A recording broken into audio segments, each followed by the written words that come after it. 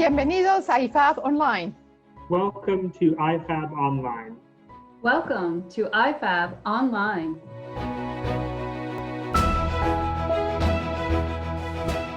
Hello and welcome to our session, Fundraising for North America from Latin America.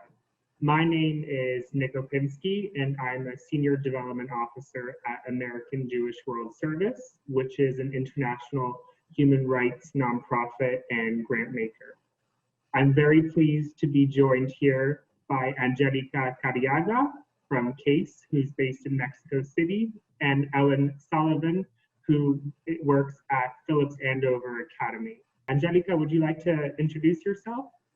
Thank you, Nick. It's a pleasure to be here with all of you today. Yes, well, as Nick mentioned, I am the Angelica Cariaga, Executive Director for CASE Latin America. My office is based in Mexico City. I've been with CASE for 4 years now. Previous to that, I primarily work in higher education in the area of internationalization. So I'm pretty new in the area of fundraising in education institutions. However, I have been part of a board in an NGO here in Mexico that works with kids in the street, children in the streets. And so in that role, as a volunteer, I've been doing some fundraising. In terms of my professional work, I worked for the British Council for 17 years here in Mexico City. And at the end, I became the regional director for Latin America, which meant in that time that I was responsible for coordinating different projects in education with the different countries where the British Council had offices in Latin America. So that really provided me a lot of opportunity to get to work with different countries across the region. After that, then I was invited to work in 2 public main universities here in Mexico City to develop their international program and pushing more both student and academic mobility and trying really to expand the collaboration outside Latin America, but also with Europe and Asia.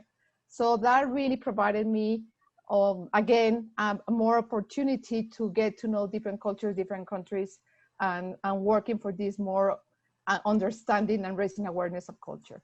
So far, now I've been here with CASE, enjoying my work, helping educational institutions to start working in the area of fundraising and development of their advancement offices. So that's me. Thank you, Nick. Wonderful. Ellen, would you like to introduce yourself? Yes, thank you, Nick. As Nick said, everyone, I'm Director of International Advancement at Phillips Academy, Andover. This is an independent boarding school in Andover, Massachusetts that's quite old by US standards, established in 1778. And I've been at Andover for 3 years as the Director of International Advancement. Prior to coming to Andover, all of my career was actually in higher education. So I spent 21 years at Harvard University, and then the last 5 years at Boston College, which is my own alma mater. My very first job in fundraising was in 1998 at Harvard when I made the transition from working in the admissions office to working in the development office. And this was, in fact, a very well-trod path by many people before me at Harvard. Many of you know that the skills and experiences that you have in admission are very similar and complementary to those that you need to be successful in development. You need a strong familiarity with the institution. You need to be able to exhibit clarity in writing and oral expression. And you need to be really comfortable and effective working with volunteers. And all of these things translated very effectively to a fundraising career. My first fundraising role at Harvard was actually with the David Rockefeller Center for Latin American Studies, which was a new entity created at Harvard in the mid-90s. And I myself had lived in Latin America for a couple of years as a volunteer teacher after college. So I was quite drawn to this dynamic, vibrant kind of startup research center. And I spent about 6 years working very closely with the Latin America Center.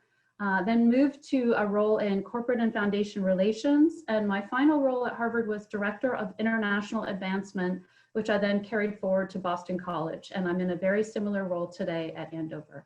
Wonderful. It's so great to be with both of you today. And just some background about myself. I work at American Jewish World Service, as I mentioned, but previously, I was working at Foundation Center, which is a global resource on philanthropy that has now become Candid after the merger with GuideStar.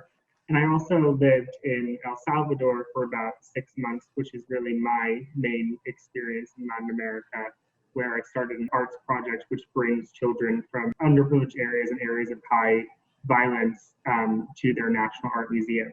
So that's really where my experience in fundraising on the reverse side of the coin for Latin America comes in. And it's just wonderful to be here with you both.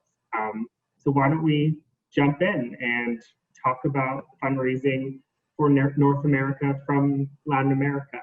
So my first question is not actually a question for you both, it's a scenario, just really to get us thinking about the common themes between both regions. So I'd like you both to imagine that you've recently taken a position as a major gift officer at a university. Your development director has mentioned that the team has been really interested in exploring alumni relationships in Latin America, and has suggested that naturally you'd be the perfect fit for that task.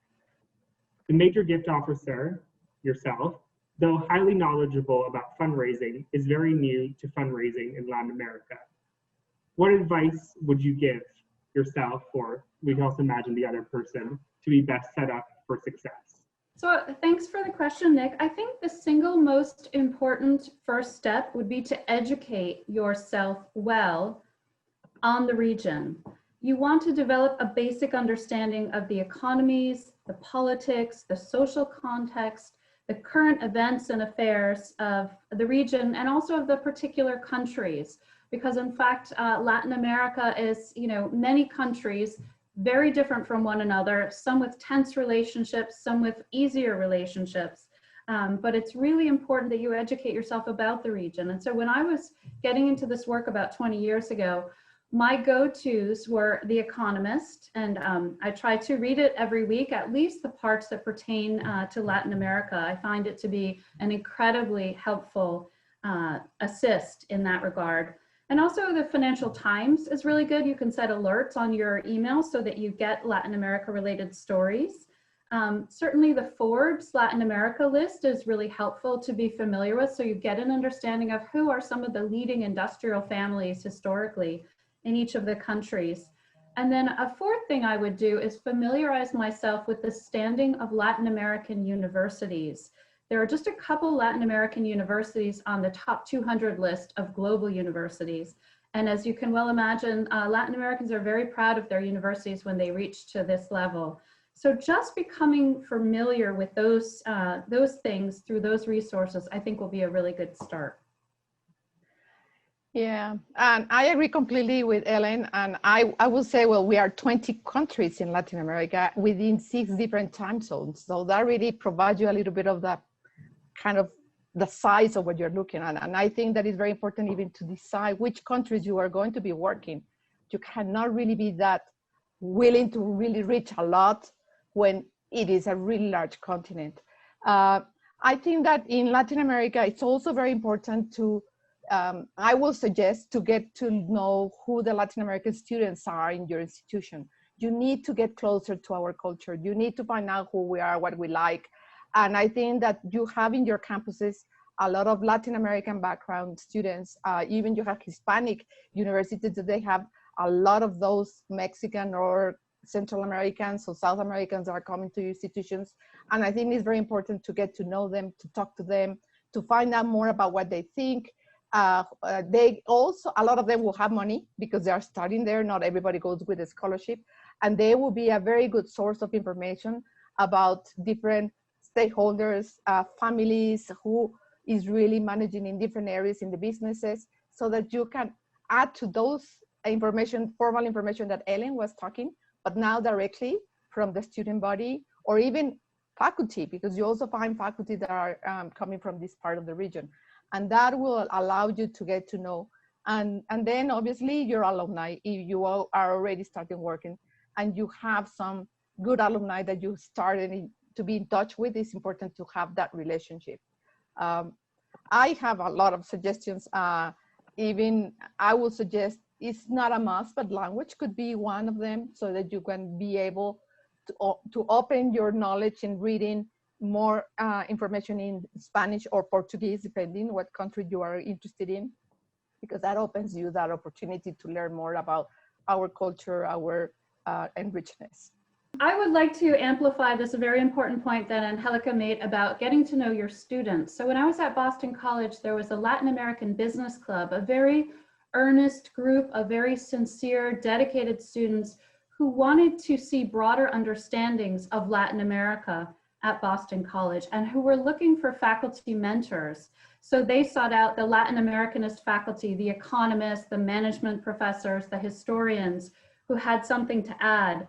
And I was very delighted when they asked me to be their club advisor. At first I thought, well, what do I know about Latin American business? And then I realized I could actually tell them who the alumni are from our college who've gone on to successful careers in business, and who chances are, when they were students 20 or 30 years ago, were pretty lonely as Latin Americans and didn't have a Latin American business club.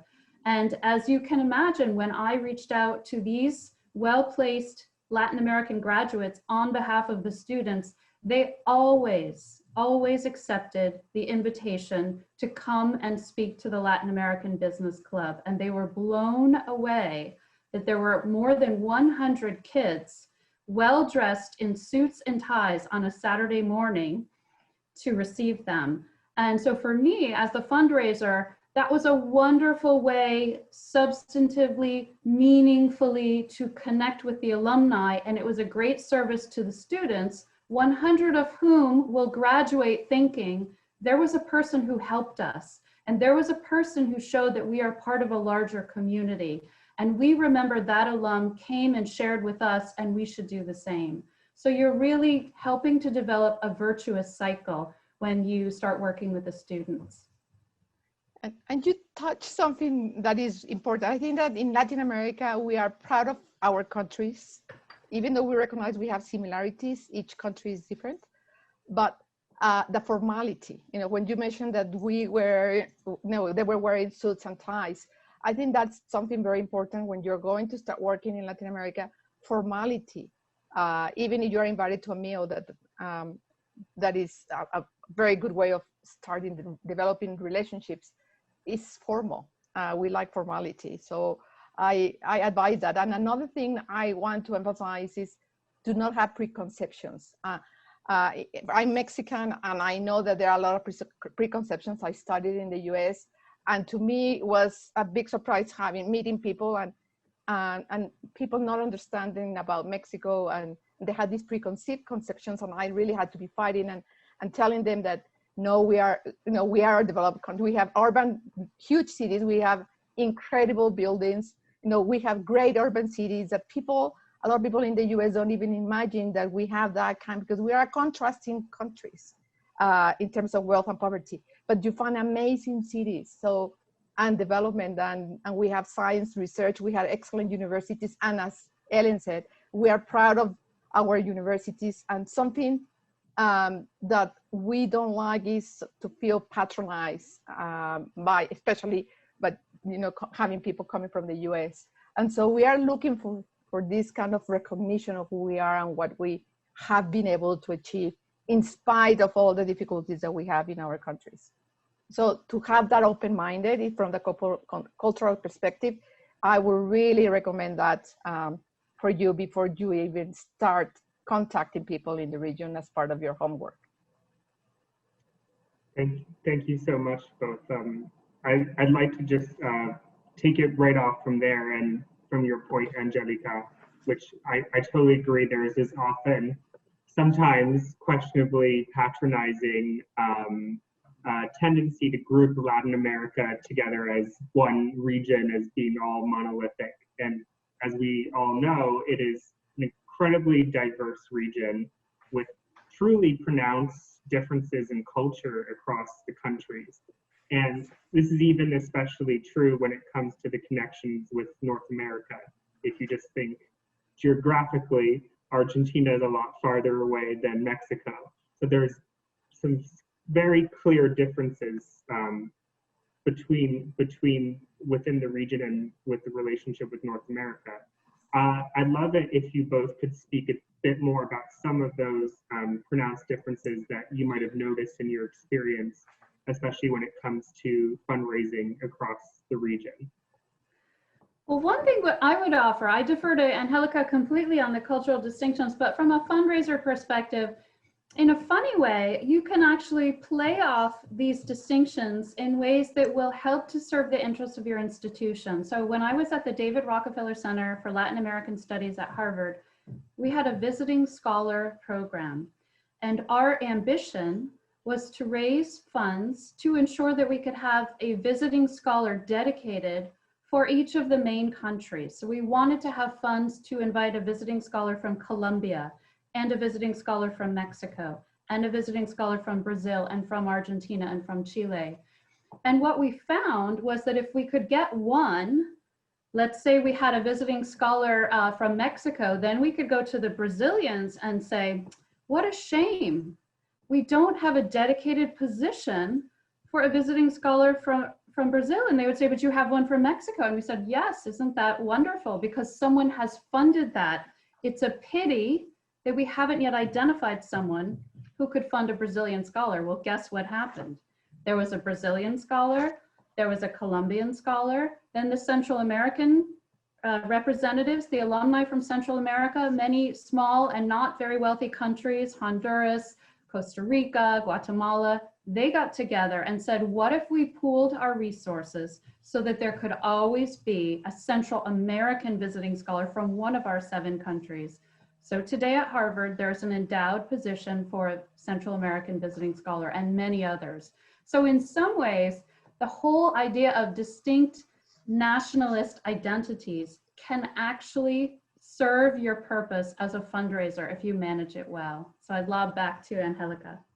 Yes, I agree with Helen about what she said. I think that even though we are happy to say that we are Latin American countries, when we want to put ourselves worldwide, at the end, each country wants to, we're very regionalized in that term. We really want even to make the difference between Mexico and Colombia and Chile. And even we all speak Spanish. There are a lot of words that are not even the same. And so we make a lot of jokes among ourselves and say, no, that's not the way we say it in our own country. And we want to make those differences completely in our food. Food is very different from each country. Our traditions are very different. And so it's amazing, this diversity that Ellen was talking about that brings a lot of opportunities. But in terms of fundraising, well, in that case, I think that helped because, well, everybody wants to have a seat and everybody wants to be able to be seen. We are always fighting to be able to be seen worldwide because sometimes we feel that Latin America is not in the map of a lot of European countries or in the US or even in some Asian countries. So we are always continually trying to get that visibility. And so that's why countries would like to be working. But then in terms of having more specific, longer term projects, Ellen, I think that then you cannot work with all the countries. I think you need to do a lot of research in identifying where you will have best opportunities in terms of your contacts, the possibilities of giving, and all that developing of the relationship, because we know that it takes time for fundraising and it's about building relationships. But in the region, building relationships, and even though we are very open and hospitable, and if you travel, you will see that almost all the Latin American countries, we welcome foreigners and we are very pleased to receive them and we are very proud to have them over there to see what we have to offer. But when it comes to the nation, then because of corruption, because of not being normally trusting our governments or trusting things related to money, people are more reluctant and then they close in and it's harder to develop. You really, really need to work harder in the developing of the relationship to be able to get to that point. It's not impossible because I know a lot of Mexicans and Colombians and Brazilians are giving to US institutions because we know that, but it has taken time to deliver that trust, and primarily in terms of transparency because of what we live in our countries. And I would just add on that, in my experience in working across Latin America and North America, that I think there's a tendency, especially among among certain North Americans to assume that there is this inherent understanding of North American cultural values and of institutions, but my experience has been that's really not the case depending on the country. Having lived in El Salvador, there is very much more of a connection with the U.S., and I believe there is with the U.S. and Canada, and I believe there is in Mexico. But having just traveled a bit to Chile, it's very much more distant and very much more independent. And I think as a North American institution that might be considering embarking on fundraising from Latin America, it's just so important to not assume that there's this understanding of how you operate, of your mission that's just inherently there. There is this kind of necessity to build that relationship and understanding, which leads me to my next question, which was also talked about, which is about relationships. Relationships, of course, they matter across the board, but especially when it comes to fundraising. And as you both mentioned, in Latin America, for a variety of factors, understanding them is even more crucial. I'd love if you both could speak about how you would approach understanding the key relationships among your institution's current and potential donors in the region. I would like to start saying, for example, family is very important, and I can say that's for almost all the countries. We are very close to our families, and then in talking about businesses, a lot of businesses really go from generation to generation. And I think mapping that kind of family tree is very important. I was talking to a Colombian colleague, and she was telling me, well, here in Colombia, you need really to, and we do that a lot, even fundraising locally, you need to know who the patriarca is. That means who is the head of the family. And then who is the favorite? Because, well, he has different children. Who is the favorite of that patriarcha, of that head? And normally, traditionally, has been the first son. You know, if the first one was a daughter, probably will be the first son.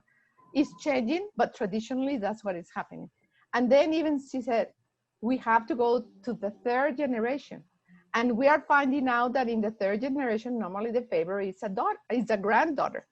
And so that changes the perspective of when you are really wanting to understand the whole family structure in terms of decision-making, in terms of even donations. Probably the granddaughter can change completely the decision of the patriarcha when she's involved. So that is one part that I really say that in our regions, a lot of businesses are like that, and you need really to do that homework that Ellen was talking about, but then going into that family tree to try then to find the connectivities and the relationships that they have with other people to be sure where you are talking. Once you really have someone to introduce you, if you don't have that direct contact, you need to find your way to be able to be connected. Then I will say that in Latin America, businesses are done a lot doing meals. We love our food, and then we normally try to invite people to a lunch, normally. If that person is a little bit busier, we then invite them to breakfast. And you will find out, and that's really shocking for a lot of Americans.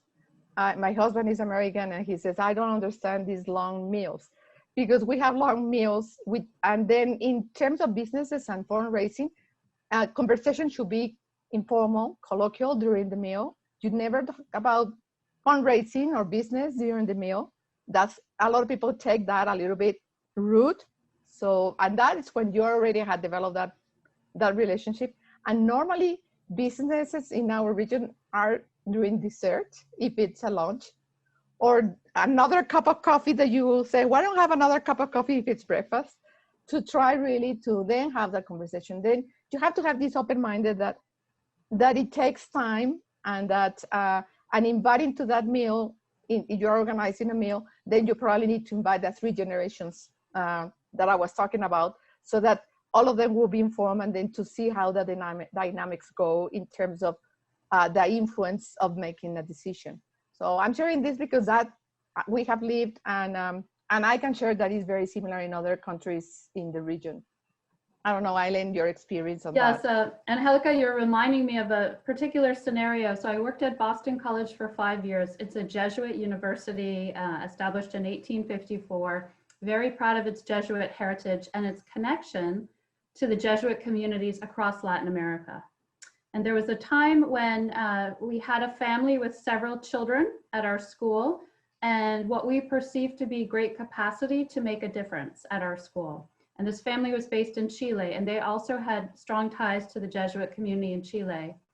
So we were invited to their home for dinner, we being the president of the university, the head of fundraising, and me, the person behind the scenes who was orchestrating everything. And as Americans often do, we thought this dinner would be an opportunity to discuss our big agenda and our ambitions, because that's how we conduct business. When we got to the family home, we realized that all the great aunts and great uncles and cousins and grandchildren and the head of the Jesuit order in Chile had all been invited to this dinner. There were 17 or 18 people at the dinner. This was clearly not going to be the time to talk about the agenda of Boston College. And there was some fidgeting among the leaders of Boston College upon realizing that their ambitions had been stifled, at least at this particular moment. And as Angelica said, relationships and family matters. And it was a point of pride for this family that they had the opportunity to invite their relatives, young and old, and the head of the Jesuits in Chile to meet the president of Boston College. This was an important, delightful, memorable moment for this family. And for us to react in any way other than to go with it and express our profound appreciation and imagine that tomorrow or another time, we will be able to have the 20 minutes that we really need in private to advance our discussion. Had we done anything other than that, we wouldn't have been successful. So I think Americans have to recognize, I am not controlling this environment.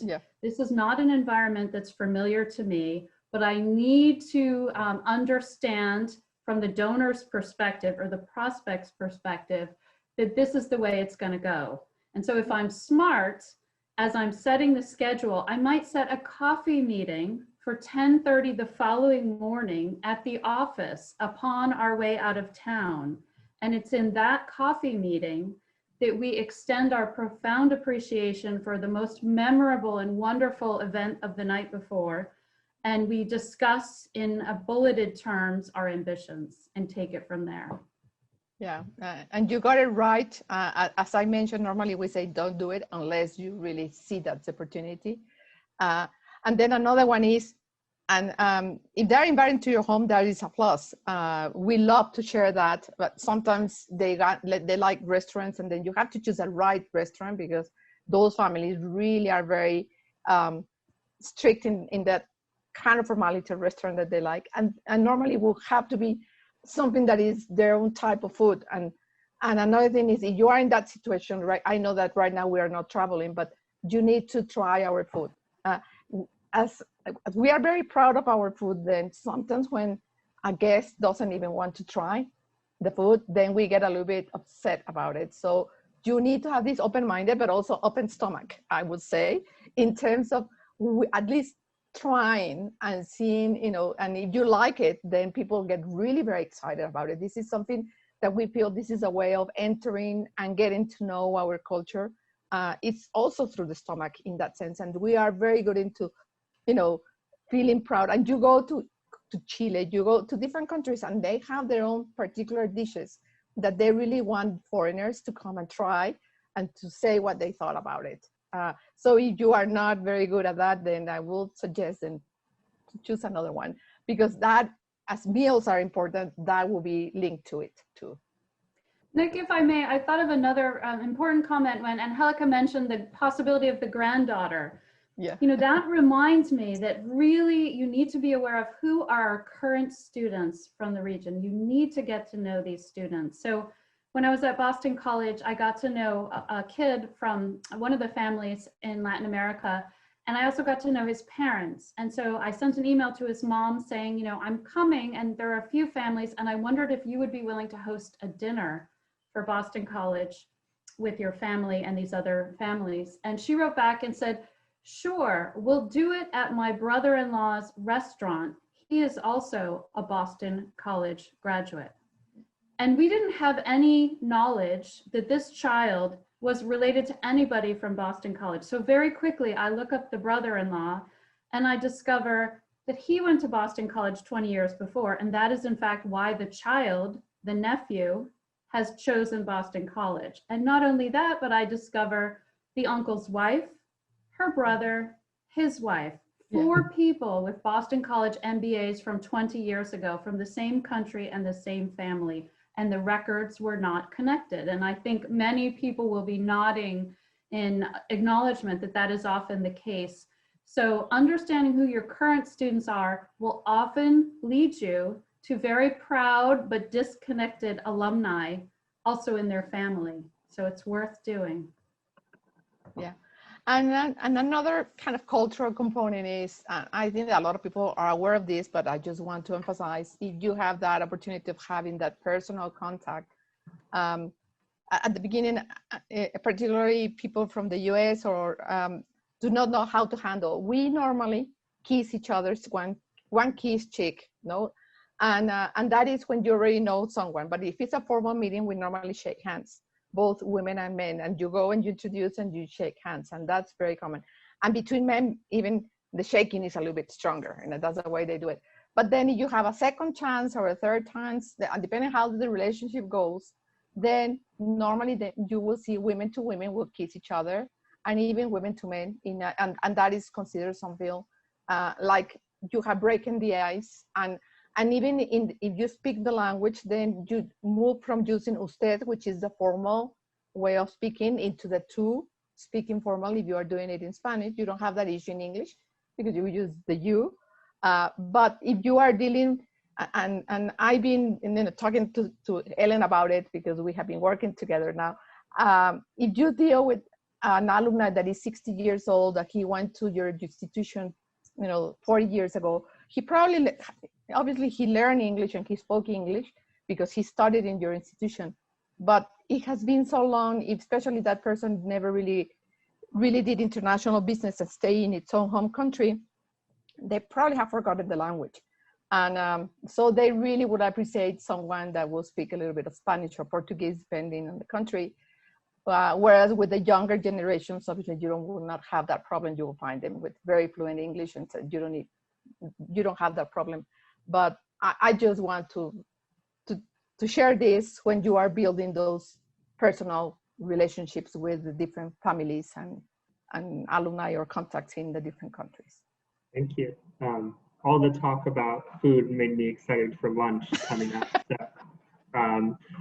something else to look forward to. I also really enjoyed hearing, in a way, what not to do in certain situations. I think that as North American fundraisers, there's often this pressure that meeting automatically equals ask. And I just think that's a really great story of using one's emotional intelligence and also cultural intelligence to realize that that's not appropriate. I was wondering if you both had anything else that, any other sort of norms that sometimes in North American fundraising sort of hold true, such as meeting equals ask, that wouldn't hold true in Latin America. I think we've covered a lot of them, but if there's anything you'd like to reiterate, I think it would be really interesting. Well, in those meetings, it's just to have that, Americans like to plan, meeting is from 3 to 4 or from 4 to 5, even if you're invited to a meal. And normally they say, well, that meal will take 1 hour. And so they make another appointment afterwards because they feel that they need really to take better use of their time. And they don't understand that in our case, we have a starting time for the meeting, but normally we don't have an ending time, particularly if it's a meal. And that is something that they need to have in mind. Don't make other appointments afterward, because then you will feel really in a critical situation with whoever is the next appointment. So better not to do that many plans and be open to avoid then having difficulties with the next meeting, particularly because if this one is very important, then you need to allow time. Even though we have to be conscious that these people are very important people, but if they are inviting you to a meal, they give that time for the meal, especially with their if they are inviting the family, that is very common. That's great advice. I so many of my times in Latin America have just sort of evolved from, you know, a lunch to a dinner to, and part of that spontaneity as a fundraiser is what really allows you to build that relationship. So totally agree. Ellen, do you have anything to add? You know, I do have another thought. I keep going back to students, and this perhaps doesn't directly address your question, but it's in the context of Latin Americans not wanting to be an afterthought for the institution, wanting to see a sustained commitment. So the fact that a fundraiser is going to Argentina, that's good. But one would also hope that the alumni relations community of your institution is reaching out to the community in Argentina so they don't feel like, oh, they're only interested in that one guy who we all know about who lives in a house on the hill. Yeah. And one way I think that institutions can protect against that, and to me it's quite obvious, but I've seen that it doesn't happen that often, is to think about the structures that you already have in place. So if you have a senior gift program, who's on the senior gift committee? Is there a Latin American kid on the senior gift committee? If not, you're probably not breaking through to that group of students from Latin America who are probably quite cohesive because they hang together and they speak Spanish together and they have cultural familiarity. And if you don't reach out and have one or two kids from that community on the senior gift committee, you're going to find that community is not going to feel particularly engaged in senior gift. And then track it out 5 years. Does the 5th reunion committee have someone from the Latin American community, and the 10th and the 20th? And you can see that structurally, if you're not including them in senior gift, you are essentially creating a context of having a group of strangers at the 5th reunion and the 10th reunion and further estranged at the 20th. And there's no reason for you to do that. You can break that cycle today by deliberately ensuring, and this is not just true for Latin America, of course. You know, I talk to Korean alumni who feel like they're not involved and connected in things. And yet you have Korean kids who are running every community organization on campus.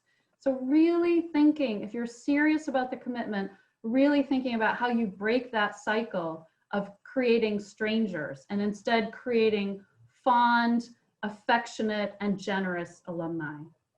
And you would not regret it. As a student, obviously when I started in the US, there were not that many Mexicans. So I was like the only Mexican student. And so the Latin American students got together because that was the way that we felt that we were connected. And we were a lot of fun. I have to say the international office said that we were the funniest kind of group to be with because we always were organizing party. We all had music to share. We always were delighted to, I will cook something so everybody would try one of my dishes, even though sometimes it was very hard to get the ingredients. Because in a way, our way of doing things was reflected even in the student body that we were. We were all doing postgraduate courses, but we were very serious, very dedicated, but at the same time, we loved to organize parties and invite people to be able to share with them what we had. And that's something that makes us proud, but at the same time is fun. And so I highly recommend it because then you will add a little bit of spicy into your student, alumni communities if you have more students, Latin Americans, because they will offer. I know because even the UK universities, when I worked in the British Council, they were saying to me that they were the students that they really enjoy a lot in terms of that possibility of having fun on top of everything. Thank you. I'd like to move to, of course, the most current event, which is COVID. Latin America has, as we all know, been among one of the hardest hit regions in terms of COVID. And for North American Fundraiser, I'm really curious about what advice do you have for developing and growing relationships in the region for institutions in North America when there's such a need for humanitarian relief for these donors in their own countries? So I think you have to recognize on a human level that COVID has hit Latin America very, very hard. In Mexico, in Brazil, in Argentina, people are really suffering. And what that means is people with means and who travel in circles with government authorities feel a particular responsibility and obligation to step in and help to address the urgent humanitarian crisis in their countries. So recognizing that this is probably not the time to be asking, but it is absolutely the time to be offering, to be extending a hand, to be putting on online programs that might be of value and interest to build community and connection. So I was talking to a colleague at MIT, and she was telling me at the Sloan School, they've been doing a virtual series on Latin America for their global constituency. And while normally they would expect maybe 100 people to sign on, they've had as many as 1,200 people, graduates, friends, and family, sign on to programming virtually that is pertinent and interesting. Maybe it's an intellectual lifeline, maybe it's a distraction, but it's some kind of offering from your institution. And I feel that often institutions think only about what resources are there for us and not what is our obligation as an institution with a global community that we should be nurturing and appreciating and raising up. And this is the time to do all of those things. I agree completely with what Ellen has said, and I have seen that. Recently, we had a survey done in Latin America with CASE about how COVID has impacted fundraising and alumni relations, and institutions have been really amazing in the region where they are saying that for the first time they were able to reach out to alumni that they had never reached out before, particularly living abroad, having their alumni that live abroad offering what do you need, and going back to their alma mater for the first time saying, is there something I can do for you?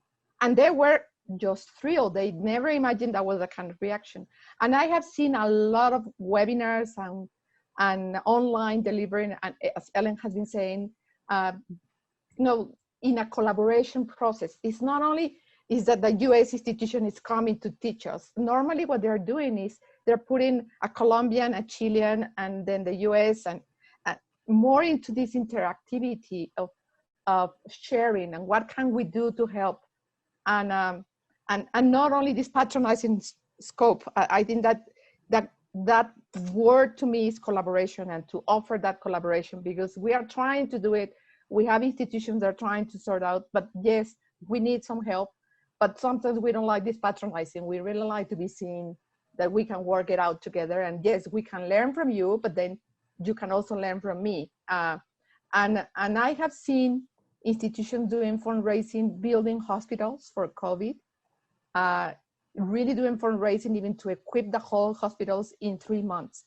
But people don't share a lot this information, and this is like, wow, you heard about China doing that, but we didn't hear that a Mexican higher education institution in Mexicali did it. And that means that there is a capability when there is a need. And even though we are new in fundraising in general in Latin America, our institutions are just starting to develop their teams of advancement. When we have disasters, that we had different types in the region, people tend really to look and help, and this is when the generosity comes along. And if you can link those main issues, and as I mentioned before, we are contrasting countries. So we have this wealth, but we have this huge poverty. So we have a lot of issues related to health, to education, to water, to natural disasters, a lot of areas, key areas that US institutions have been working and doing research and doing big projects that could be very useful. And that will be a way of getting to your alumni or to important people in our countries, that if they see the benefits for their own countries, I'm sure that they will be delighted. I know that right now the economy is hitting us very badly. And as Ellen said, probably this is not right now the time to do the fundraising, but it is the right time to develop the relationships, to get that trust, to get to see that not patronization, but that willingness to help collaboratively. And then with that, I'm sure that once the time comes, they will be willing to offer. I have to say, I found out that a lot of Mexicans that are alumni students from different US institutions, they give donations to the US institutions.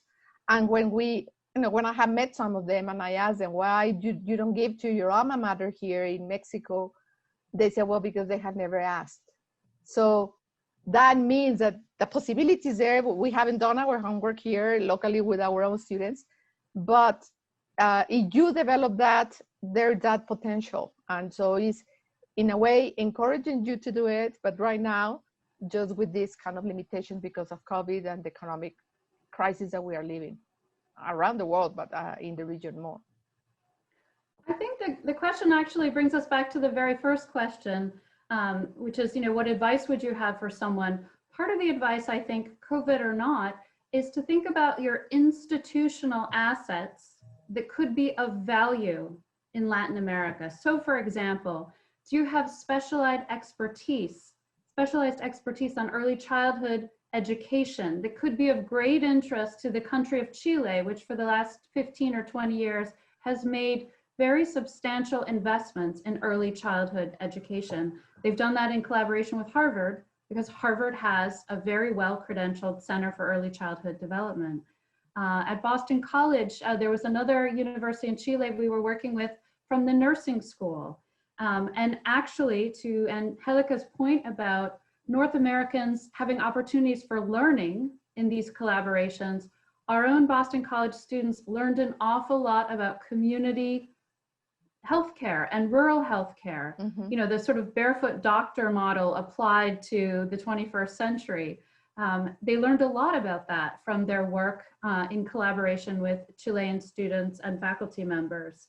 Another example that I remember from my days at Harvard was around the high incidence of asthma in certain Latin American urban centers because of the way highways were constructed. So what if there were some expertise at the North American University that could help to reimagine highway and urban road infrastructure in a way that wouldn't lead to high concentrations of disease? And that project got underway because it was of great value and interest to the folks on the ground in that country. So I think, as a first step, thinking about the institutional assets, and not everything that's an asset at your institution is going to translate effectively. But from what you've read and learned in The Economist and in the Wall Street Journal and all your other research, what are the 2 or 3 assets that you think your institution could actually deliver and add value on in the countries of Latin America? Yeah, and another kind of advantage that I see is that we don't trust our governments because of the corruption that we have. And even working in an NGO here in Mexico, it has taken out a lot of time to really ensure people that we are transparent and we have done it because this is an NGO has been around for 25 years. And so people finally trust in giving donation to us because they know that we deliver and we are transparent. But in general, there is this mistrust kind of environment. But if it's a US institution and we know that how the regulations you have that plus, it's just sharing that knowledge to them, that saying this is the way you do it and the transparency that you're used to having, that will open that possibility, whereas probably within their own institution, it's taking us longer, I have to say, because I've been working in that area, because we really need to work very hard within our institutions to become more transparent, more really showing and being able to be accountable for what we are receiving.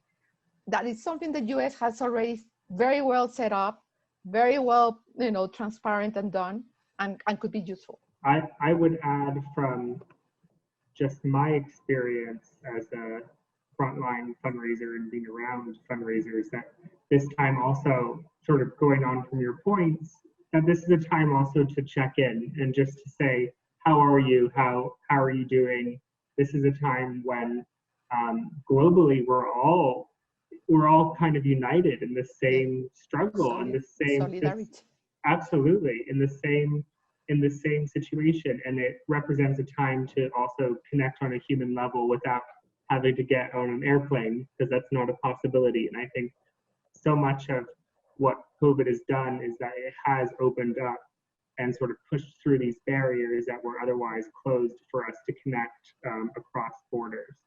And then the other thing I would say is, especially when with regards to educational institutions, there's so many things going on in these institutions that I have no doubt that whether it's Boston College, Harvard, or even a small liberal arts college, there's something that is relevant to the global situation that we're facing today.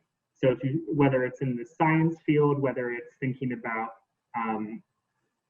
the more social science field, there's certainly always something. If I just think of an example of in a university that I'm in touch with, hearing about how they're working on a COVID vaccine reminds me in my head of why I care about that institution and why it's relevant. So I think that applies for alumni and donors in Latin America, but across the board.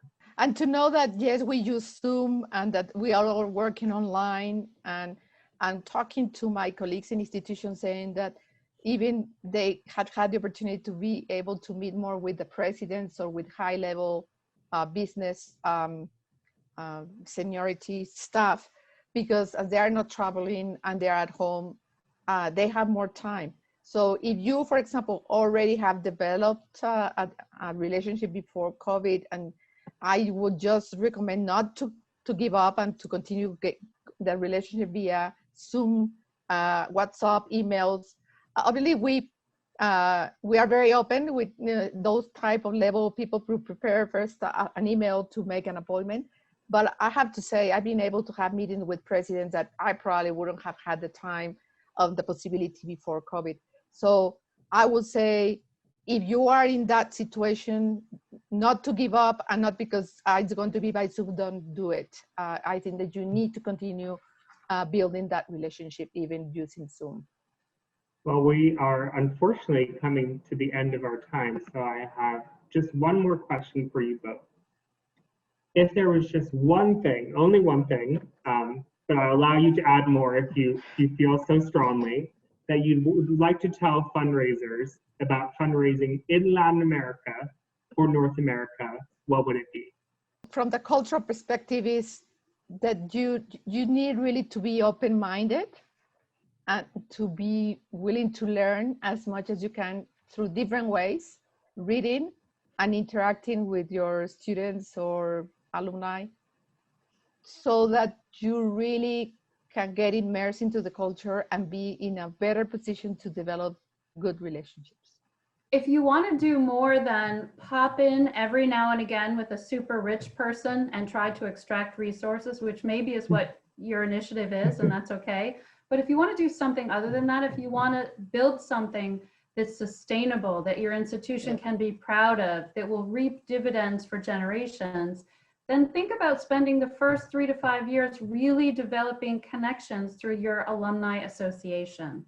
So it's not just the fundraiser showing up year after year or season after season, because before too long, you will find that you have eroded your institutional credibility, that you really care about the region, that you want to bring people along from the region, that you want to strengthen ties. That may be true for you, the fundraiser, but if it's not true for the institution, it won't be a sustainable effort. So really try to get your institution on board and let them recognize this is not a transactional activity with 1 or 2 very highly net worth people if you want to build something sustainable. I agree completely. That brought me back to my old times with the British Council, where there were some institutions that they will only come to Mexico to recruit students, and institutions were mad and said, you only want my students. And those institutions that will come in for a long-term commitment and willing to collaborate and be seen like there is a commonality and interest in developing, those institutions at the end of the day, because I was there 17 years, I was able to see how they develop, and by itself, students wanted to go to that institution without really having to do that much effort. So they had a different approach, and that at the end of the day impacted them very good. So I agree completely with Ellen's views on that. Thank you both. This has been a wonderful conversation and exceedingly insightful. and we look forward to joining the Q&A if anyone has any questions for us. Thank you very much. Thank you very much.